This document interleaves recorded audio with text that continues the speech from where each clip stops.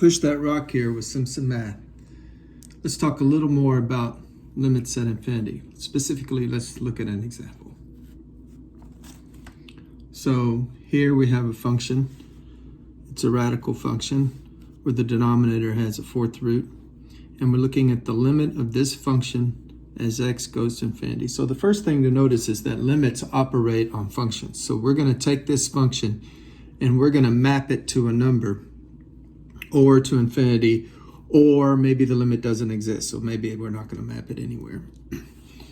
And when we talk about limits where x is going to infinity or negative infinity, we mean that the x values are getting very large, getting larger and larger and larger, and growing without bound. Or if it's going to negative infinity, they're diminishing. They're going out to negative infinity. So I would have -2 and then -10 and then -1,000,000 and so forth. And one approach is to look at a table like this where you plug in x values that are just getting bigger and bigger and see what happens to the outputs of the function. Now, this is pretty tedious work on this particular function. We'll go ahead and discuss it because it'll lead somewhere. And this is a strategy you can always use to evaluate a limit at infinity. So I'm going to put in 2 into the function. So I have 2 cubed in the numerator multiplied by 6, and then I had 2 to the 12th power plus 1. I'll take the fourth root. Well, 2 cubed is 8, so 6 times 2 cubed is 48.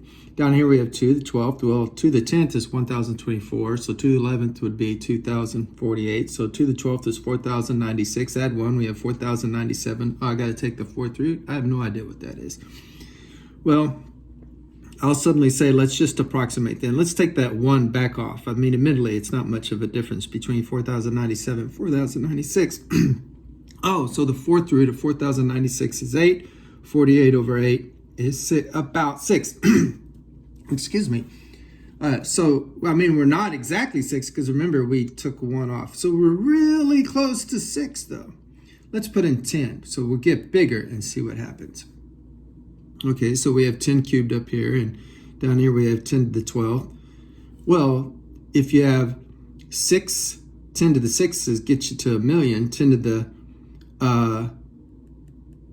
9 gets you to 1,000,000,000. So 10 to the 12 is, did I say quadrillion here? This is terrible. I don't guess we're in the quadrillions. We're in the trillions. So 10 to the 12 is 1,000,000,000,000 plus 1. So we have 1,000,000,000,000 plus 1 under this radical. Well, I have no idea what the fourth root of 1,000,000,000,000 plus 1 is. But wait, let's again do the trick of just take away 1. That would be 1,000,000,000,000.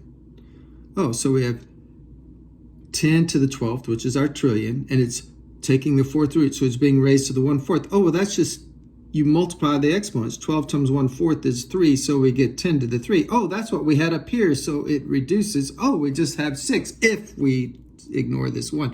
So it seems like when we're putting in larger and larger values, we're going to get closer and closer and closer to 6, because here the difference between 4,097 and 4,096 makes some difference, not much, but it makes more difference than the difference between 1,000,000,000,000 plus 1 and just 1,000,000,000,000. So the difference became smaller, so we got closer to 6. So I think maybe the limit is 6. I think we can say 6 and we're done with it. And you can use this strategy all the time. I mean, the answer is 6, and we're going to now show that it's 6. Here we go. So let's take this function and let's play with it. Let's first factor out x to the 12 down here. Okay, so I'm going to factor out an x to the 12 from this radicand. Well, x to the 12 goes into x to the 12 one time, and then it goes into 1. Well, factoring is dividing, so I'll have 1 divided by x to the 12. Notice if I distribute x to the 12 times 1, I get x to the 12. And if I go x to the 12 times its reciprocal, I get 1. So I factored correctly. But we're taking the fourth root. And you can bust up roots. So if I have the root of AB, that's the root of A times the root of B. So I can bust this up, and I'll have 6x cubed over the fourth root of x to the 12 times the fourth root of 1 plus 1 over x to the 12. Well, the fourth root of x 12 is x to the 3, because x to the 3 times itself 4 times will give you x to the 12. So we have 6x cubed over x cubed times the fourth root of 1 plus 1 over x to the 12. Well, this will reduce. So we have simplified to 6 over the fourth root of 1 plus 1 over x to the 12th power. Now, what we're interested in is what's happening as x goes to infinity. What's happening to this? Well, let's focus just on the part that has an x in it.